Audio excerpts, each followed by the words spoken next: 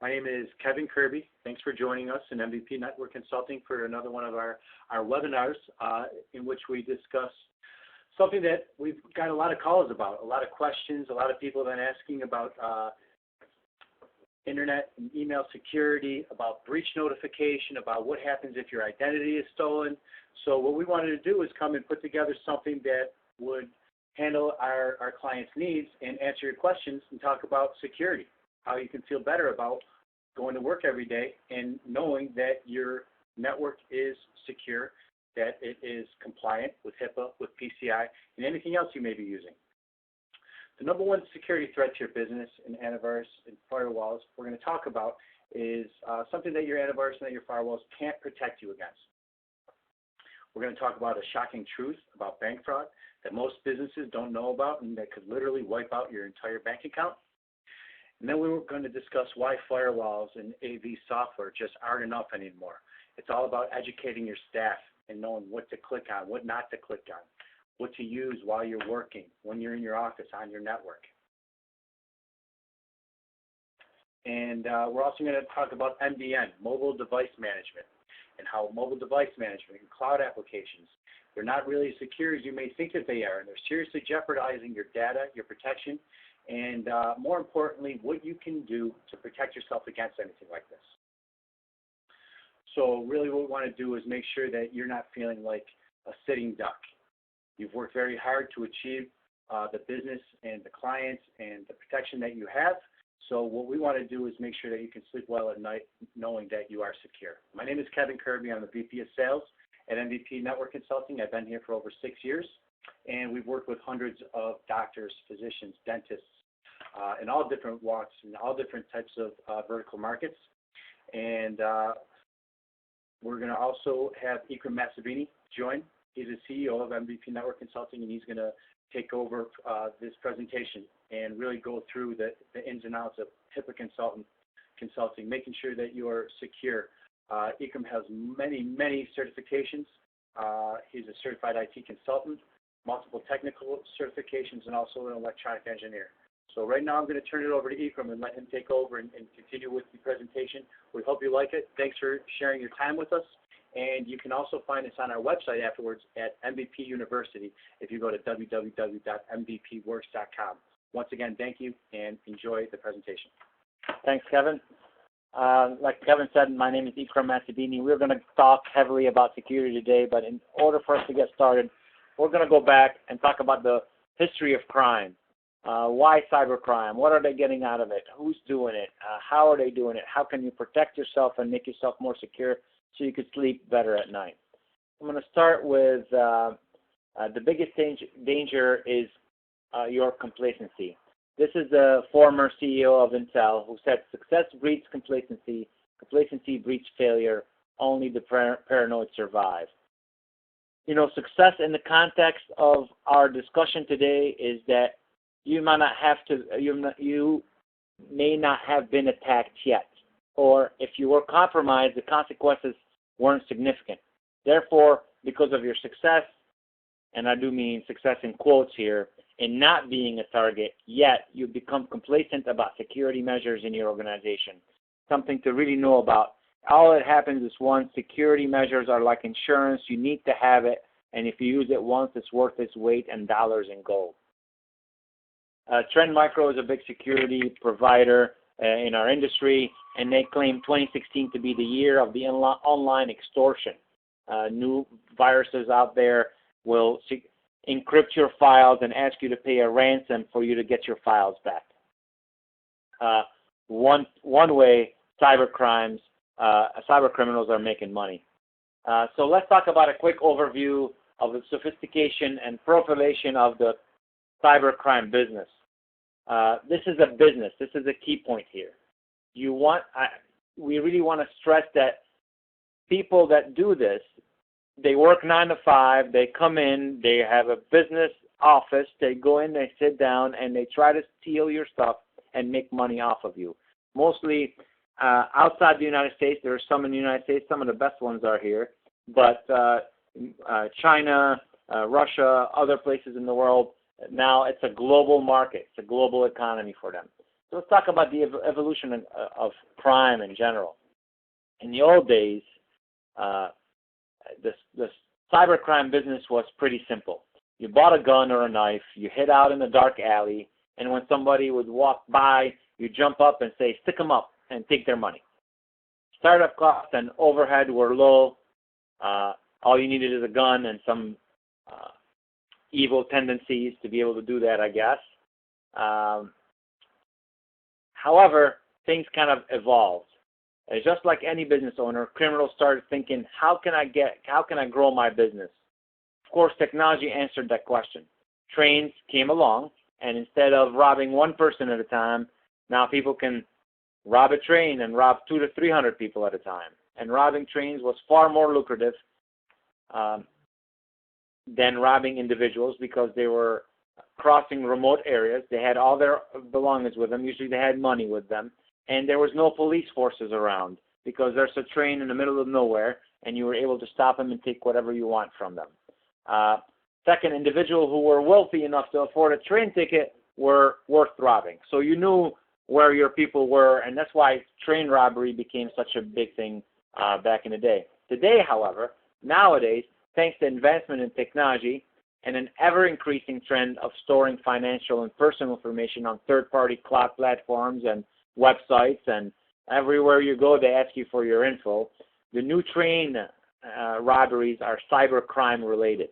Think about it. If a criminal wanted to rob 100,000 people at once, they couldn't do it the old-fashioned way. Today, all is needed is a hack into a single large platform, and they can use advanced technology to instantly rob millions. And they are, as you can tell, by increasing numbers of attacks that makes the news every day, they are definitely doing that. If you look at the graph that we have right here, all the little bubbles, these are the amount of these are the companies that you probably heard of, and this is how much records have been stolen from them. Home Depot, 50 million records. JP Morgan Chase, 76 million records. Target, 70 million records. eBay, 145 million records. It only gets your number, your social security number, your credit card number, your name. All that has been hacked already from all these different companies. Zappos, among others. 80 million households and 7 million small to medium-sized business has been hacked. So remember the JP Morgan credit hack, credit card hack? It just wasn't just one person stealing a credit card. It was one person or a small group of people, really, who stole tens of millions, estimated 80 million personal credit card and 7 million small and medium-sized businesses in one fell swoop. And this was right at the heel of the Target and Home Depot attacks, where 40 million credit cards were stolen at Target and 56 million credit cards were stolen from Home Depot. Think about that. Never in the history of mankind has one person or a small group of people been able to rob so many at one time. This is where we are now. We are in the age of mass criminal activities, and criminals are lazy like everybody else. They go after low-hanging fruit. So there's some stuff that we could do to make your network a lot harder to get to. They'll go to somebody else if you're too hard to hack. Now you think Target, Home Depot, obviously these people have the money and resources to make their network as secure as possible. And they do.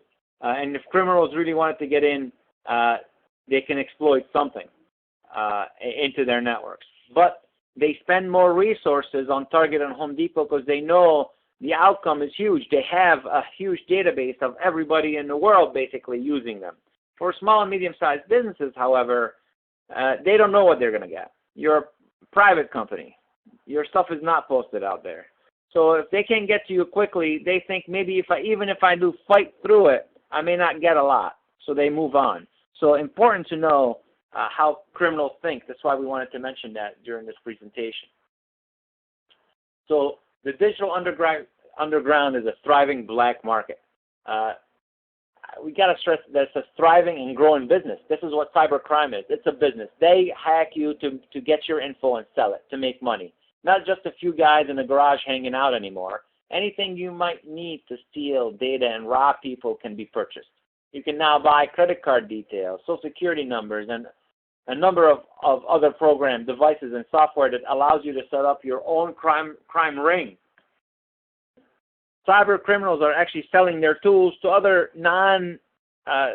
other criminals that are not as good as them to be able to steal your money, your info. So what happens with that info that they take? Credit cards detail, they get between $2 and $90 on the black market. iTunes accounts, $8. Physical credit card, the actual physical credit card is $190 you can get on the black market. Card cloner devices, where they can actually stand next to you and read your credit card information and clone your credit card. For between $200 to $300 these cards cloners are. Fake ATMs for $35,000. There are actual people that would buy for $35,000 a fake ATM. You put your card in it, you put the information in, it doesn't dispense money, it gives you an error, but guess what? Already got your PIN code, you got all the information, you got your card number, and somebody goes in and takes all your money from your bank account. This happens. Anyone can easily buy training, tools, and services for committing fraud, hacking systems, buying stolen credit cards, setting up fake websites, etc. That's how they get to you. They get to you through a lot of different means, and it's important to know all those means and to protect yourself against all those means. So a lot of people tell us, but we're small. Nobody would bother to hack us, right? I mean, we don't have that much info. I mean, we only have 500-600 clients altogether. Well, it's about low-hanging fruit. You might be thinking, you're not a Target or a JP Morgan safe, so nobody would want to hack you. You're wrong. First, these larger companies have very sophisticated security system in place. They're not easy to hack. Therefore, if they are getting hacked, getting into your business is a piece of cake, which is why you are a bigger target than those larger institutions. The prize might not be as big, but you are far easier to rob than larger institutions, making you a prime target. And since cyber criminals have automation tools, they can make a large sum of money simply targeting a few hundreds or thousand small businesses versus going after a big one. So you just don't hear about these attacks because they don't make national news. The news wants to focus on the big stories.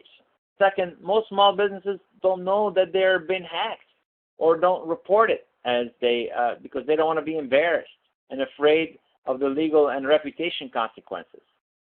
1 in 5 small businesses fall victim to cybercrime each year, and that number is growing. Small businesses are low-hanging fruit because they don't believe they are a target and therefore have loose or no security systems or protocols in place.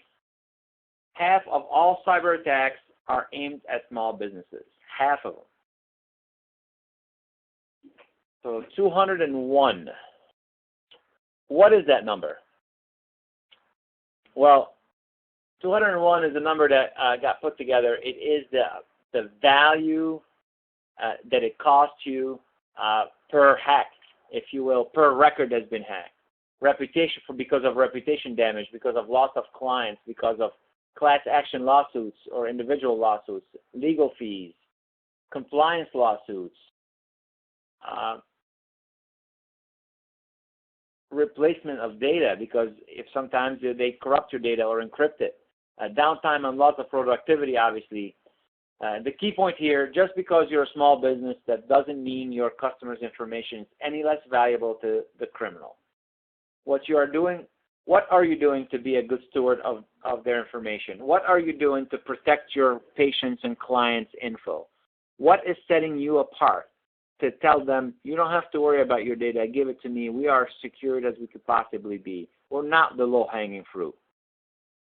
Think about if you have to call the news and tell them that you've been hacked. All of your patients or your clients won't have trust in you anymore.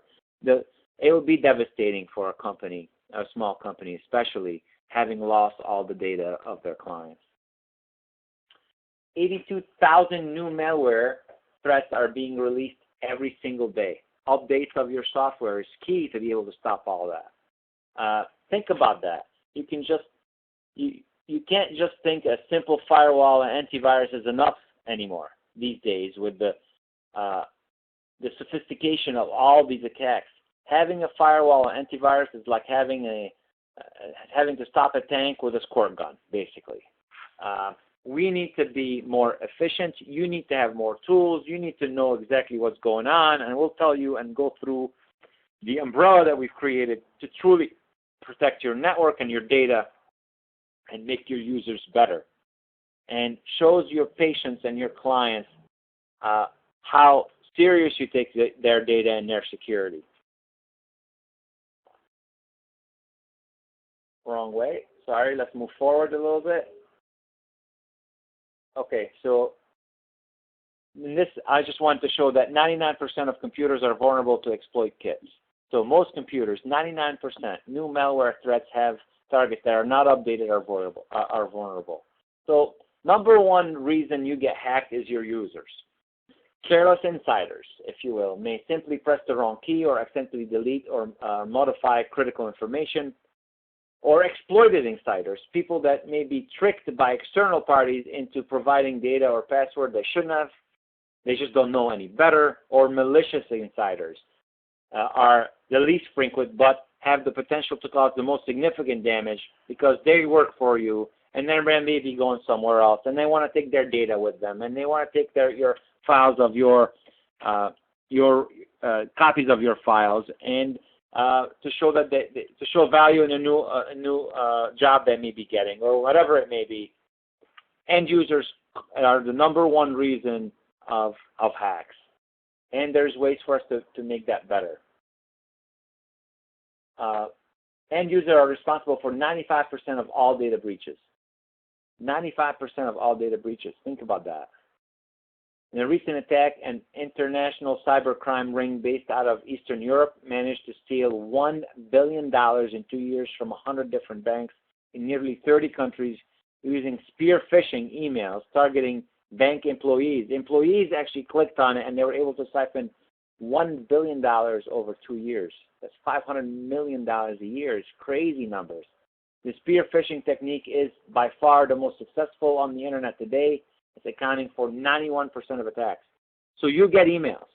So the second reason why you get hacked is spam and emails. Spam remains the single biggest driver of big breaches today. If we look at some of the biggest data breach in recent memory, JP Morgan Chase, Target, RSA Security come to mind. They all began with a poisoned email that somebody clicked on and their users didn't know any better.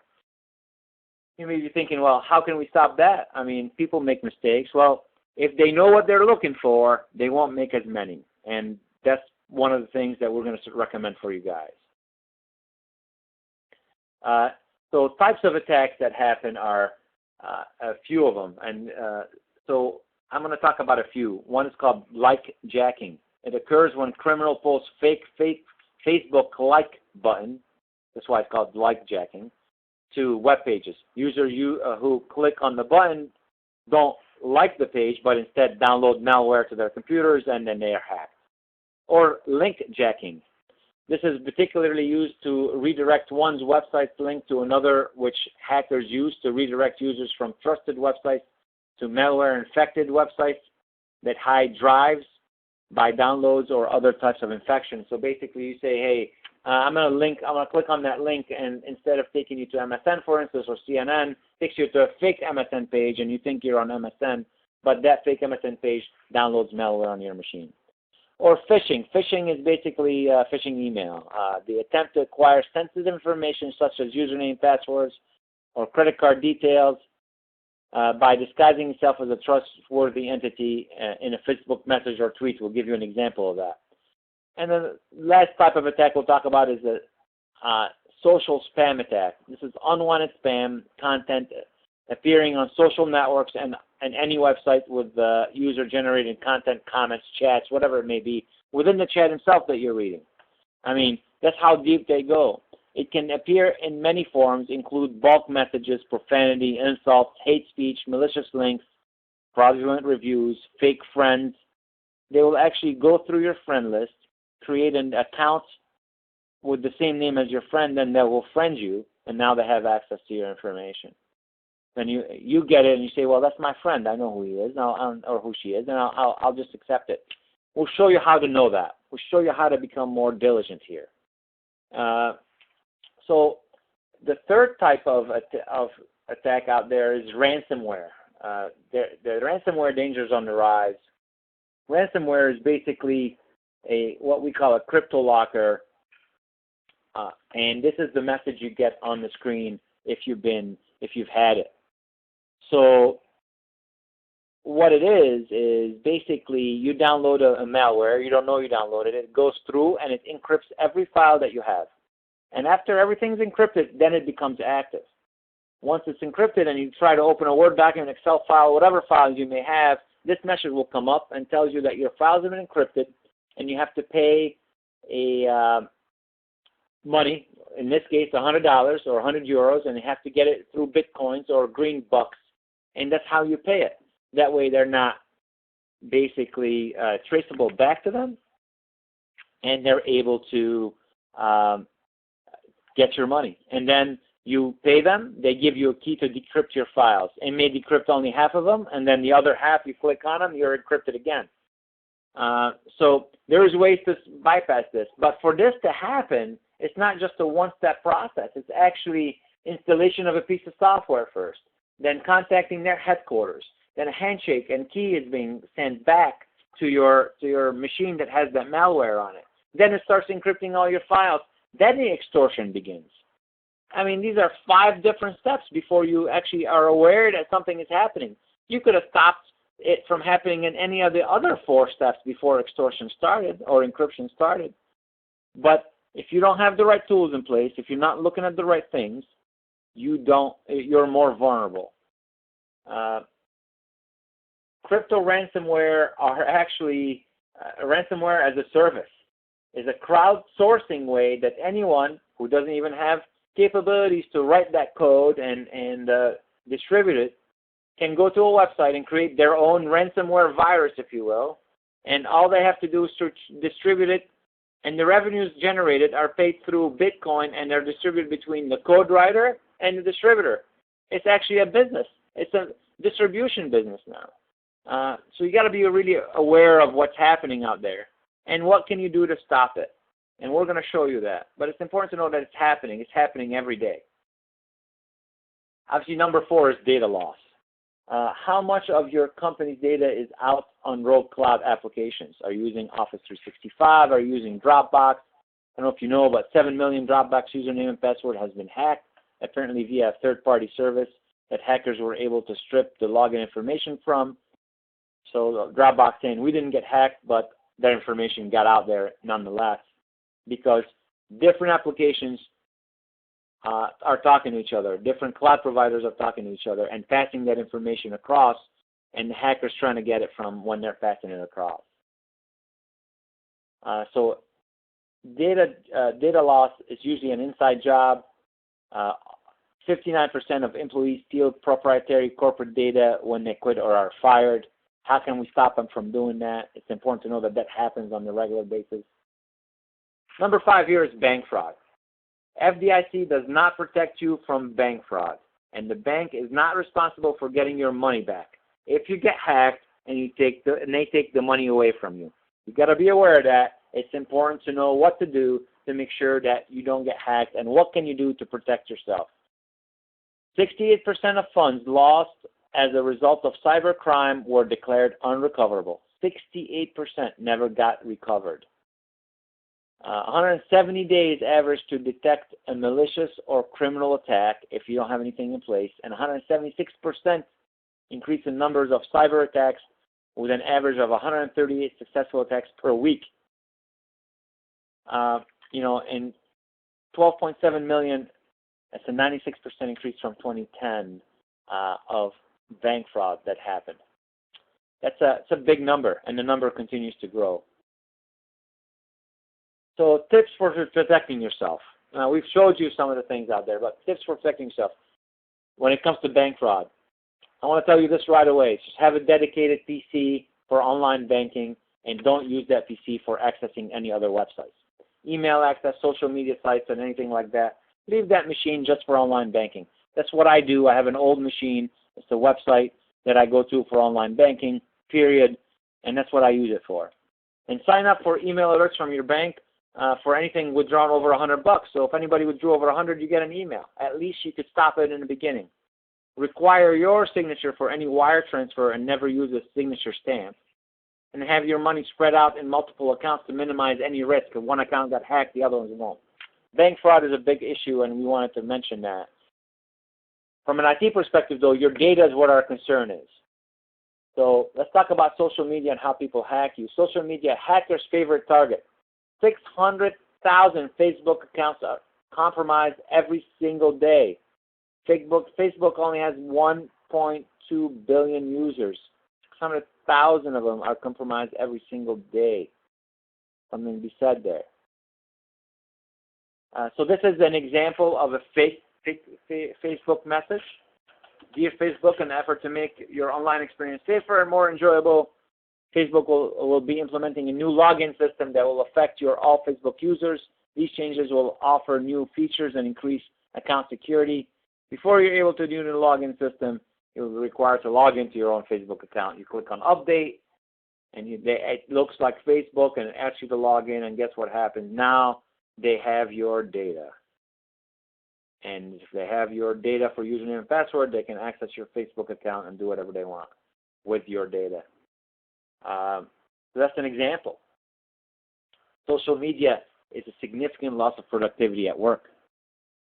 On average, 1 or less hours, 39% of your employees spend 1 or less hours on social media. 1 to 2 hours is 29%, 2 to 5 is 21%. Think about that. 21% of your employees are spending 2 to 5 hours a day on social media during work. 8% is 6 to 10, and 3% is 10 plus. And this is the bottom here. The winners of all time loss warp, if you will, are Tumblr, Facebook, Twitter, Instagram, and Snapchat. All our favorites, but don't use them at work. And what can you do to make your employees stop doing that? And we'll show you that. Plus, in social media, you can get really bad PR. I don't know if you remember this. This was a Burger King employee who took a picture of himself stepping in a bin of lettuce. It was tracked down by a user of the internet site and was posted. Obviously, this caused Burger King a lot of headaches. They had to explain it. They have to tell them that the employee got fired. If people start saying, well, maybe Burger King is really dirty, you look at the people they hire. It just caused a nightmare for Burger King because one guy did this and posted it on his own Facebook page. Number 7, the next frontier, if you will, mobile. Now, everybody has a mobile device, whether it be Google, Android, or Apple, or Microsoft. The 3 big out there. I will mention BlackBerry as well. Please excuse the sirens.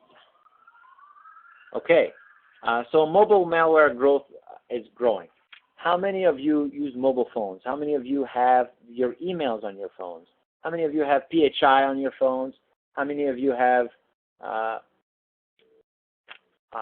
access to your data, whether it be in cloud drives, whatever, on your phones?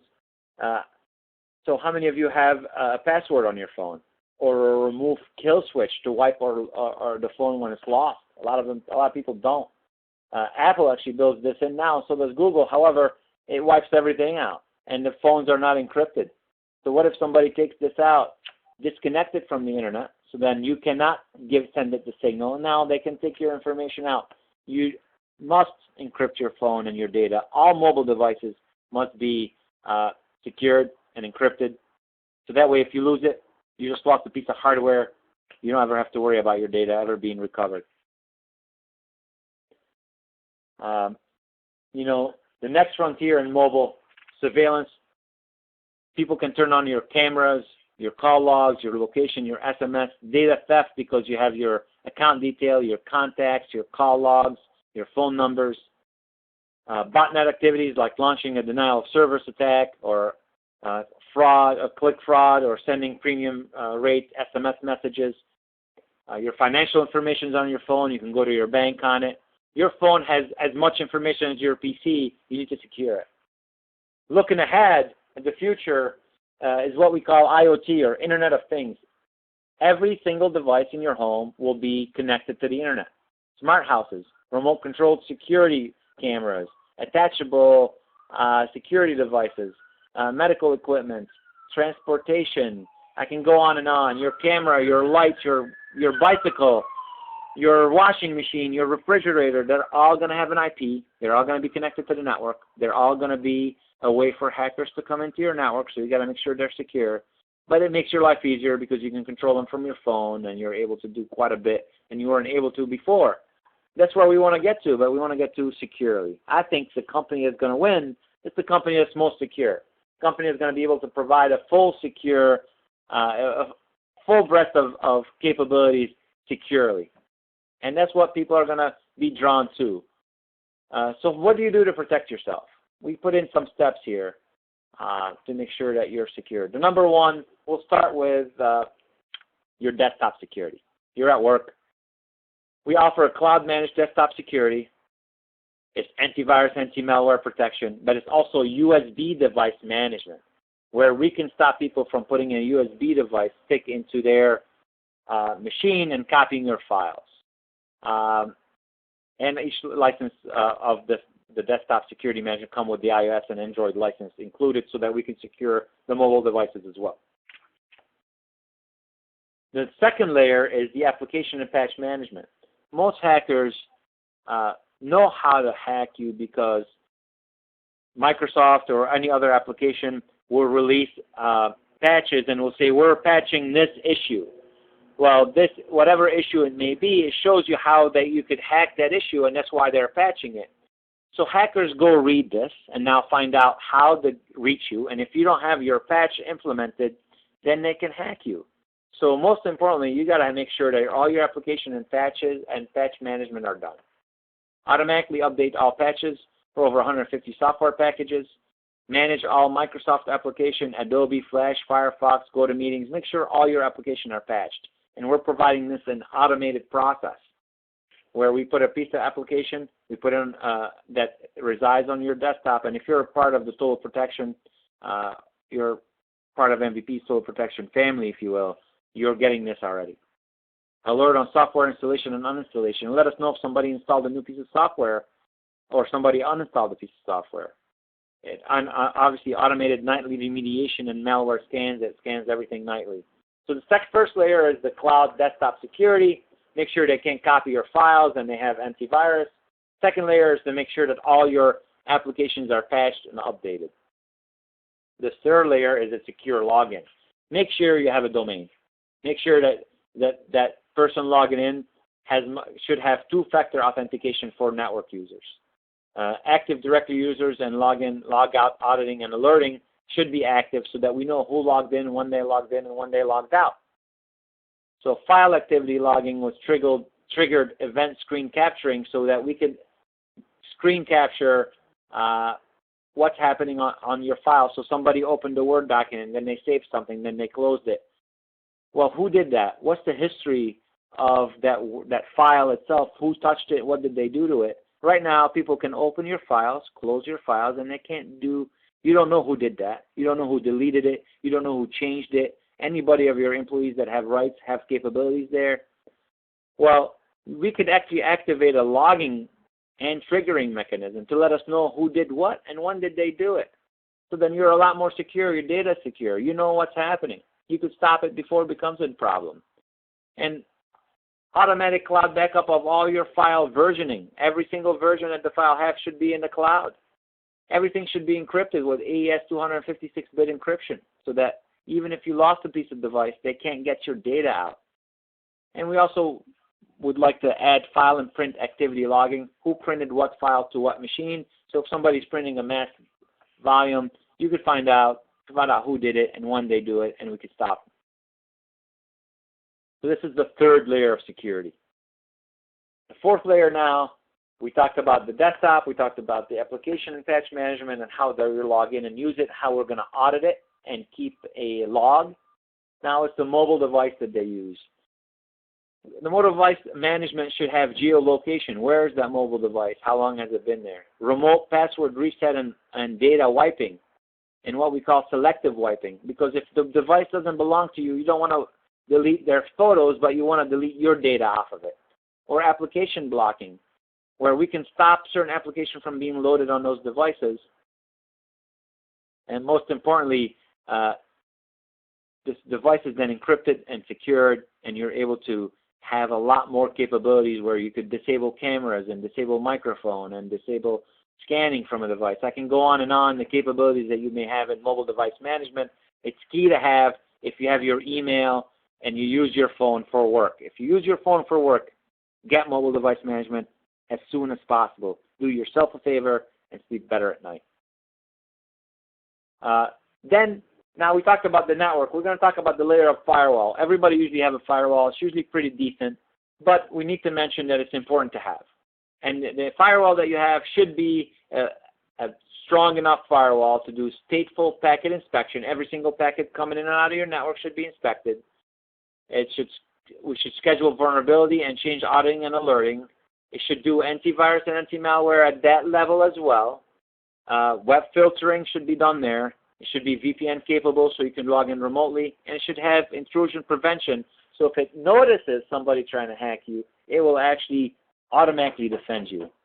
And it should have bandwidth management so that we can know how much bandwidth you're using, which application is using which bandwidth, and how far it is. The third level is what we call, firewall is basically your last level before you reach the internet. And then your internet service provider it takes over from that. We're saying you should have web filtering on your firewall level, but you should also have web filtering on your DNS level, on the internet level, so that if you take a laptop with you, a laptop that's in the office, goes through your firewall, well, it's protected and it has web content filtering on it. If you take the laptop outside your network, the firewall doesn't come along with it, so now they can reach any internet site they want to go to, and that causes a risk. When you have open DNS filtering, your web filtering and your comprehensive web filtering rules and policies move along with it. So wherever that device may go, they'll still have the same policy on it. It checks back into an open DNS that allows it to stop them from going to pornographic sites or whatever sites we decided they can't reach. Even if they're not in your facility, those rules move along with them, which makes those devices secure anywhere they are being used, and makes your network a lot more secure. So it gives you comprehensive botnet and antivirus and anti-malware protection, even if you're not at the office. It protects devices and users with internet-wide policy at the DNS layer, like we talked about. It secures your mobile users from anywhere. It blocks or monitors cloud-based programs and emails, comprehensive web filtering, and obviously user reporting. A layer above the DNS is your email. Once you click send on an email, it goes outside your DNS and it hits multiple servers, and it ends up reaching whatever recipient. But make sure that your spam protected email, that your spam is being filtered. You have encrypted email. So if you send any PHI information, they have to go to an encrypted website to actually view that email and reply from that site. It makes your data more secure. It's actually HIPAA requirement and PCI requirement. Inbound and outbound mail protection, and you should have 99% effectiveness on blocking spam. There's always 1% that is going to come through because the scanning system may not know about it, but you could add it to your list and you could see it. Make sure you have encrypted email and you have a good spam filtering mechanism in place. And we started with end user being the corporate here. End users, their lack of knowledge is the issue. We're going to end, and the last layer here is end user reach training. We are providing all our clients, our total protection clients, free end user training for them to get trained to know what to look for, what is PII information, what are internal and external threats, phishing scams, what they look like, password management, what to do, Wi-Fi dangers, bring your own device dangers, clean desk policy, many more things that your end users will be trained. It's a 56-page PowerPoint that they go through and read and listen to, and then they take a test at the end of it and get what we call PII certified, and their end users just become better users, and that minimizes most of the threats. You should do every single part that we talked about, but train your end users because you could have all the technology in the world, like Target did, and they knew all about it, but they got hacked because of an email and somebody clicked on it. They should have done this. They should have trained their people better. So basically, it's a complete security umbrella. From cloud-managed desktop to your application patching to your secure login and file auditing to mobile device encryption to your managed smart firewall to now open DNS filtering to your spam firewall, email security, all the way to your end-user breach training. This is what you have to do. You have to do all those steps. That way you're secured. We find that most people have a good AV and a decent firewall. They don't use mobile device management. They don't have auditing set up on their domain. Patch management is done sometimes. Sometimes it's not. Not all applications are being patched properly. Most people don't have DNS filtering. They should. Most people have secure email, but they're not encrypted. And they don't train their people. So we put all this together. The bottom line here is you need to get serious about protecting your company against cybercrime. But what does it look like? How can you do it besides the steps that we've given you? We're going to give you the way to do it. You can basically have 3 steps to protecting your organization. Step 1 is threat assessment. We need to know what you have implemented and what you don't have implemented and what still needs to be implemented. So what's lacking in your security right now? How are employees using your company-owned devices? What third-party cloud application are you using? Are your systems truly backed up? Do you have a disaster recovery plan in place? Where are you exposed to risk? Whose job is it to make sure that your network is protected, and how do you know if they're doing a good job? You may have somebody already internally doing your security, but you should have a third eye look at it. Then you create an action plan based on what we've discovered. What do we need to do to ensure your system is secure? What is left from that our umbrella that needs to be implemented? Is everything done? What's left to be done? And last but not least, ongoing maintenance. You definitely don't want to take this as a set it and forget it type of an approach. This is everything needs to be patched. Everything needs to be looked at 24 hours a day, 7 days a week, so that we're always ahead of the curve when it comes to cybercrime. So the first step is free. At no obligation or cost, we'll come to your office and conduct a cybersecurity evaluation where we'll perform an external vulnerability scan of your network. We'll try to hack you basically and show you how people are able to hack you from outside if they are and what's open. We'll audit your company's internet usage and report on botnet activities. We basically run a scan and find out. Sometimes we can't get all this information, but we run a scan on your network and find out what's open, what your vulnerability is. We check your network's backup system. We check your computer and servers for spyware, rogue malicious application. We run a scan on your network, and we give you a report. We don't fix anything. We just run it. We find out what the issue is, and we give you a report. And that step is free. We usually charge $9.95 for it, but this step is free for you.